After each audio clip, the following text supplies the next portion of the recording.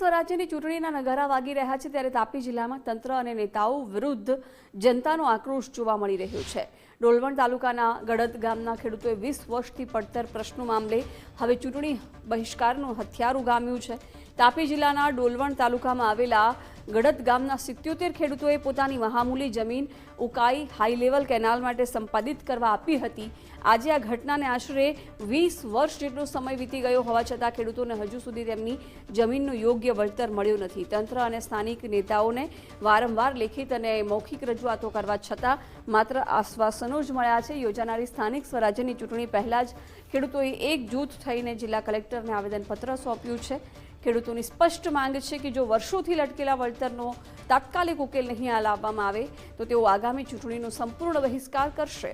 નેતાઓ જ્યારે મત માંગવા આવશે ત્યારે તેમને ખેડૂતોના રોષનો સામનો કરવો પડશે તેવું પણ આગેવાનોએ સ્પષ્ટ કર્યું છે।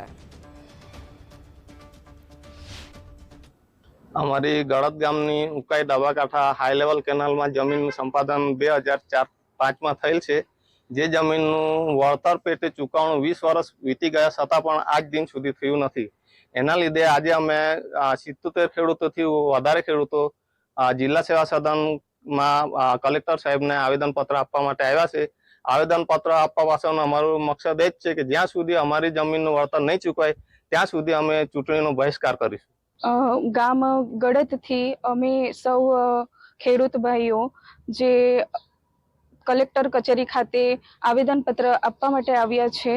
જે 2004-5ની અંદર ઉકાઈ ડાબા કાંઠા હાઈ લેવલ કેનાલ જે ગઈ છે એ અંતર્ગત 77 થી વધારે પરિવારો જે છે એમના જમીન ગઈ છે અને એમને યોગ્ય વળતર ચૂકવવામાં આવ્યું નથી।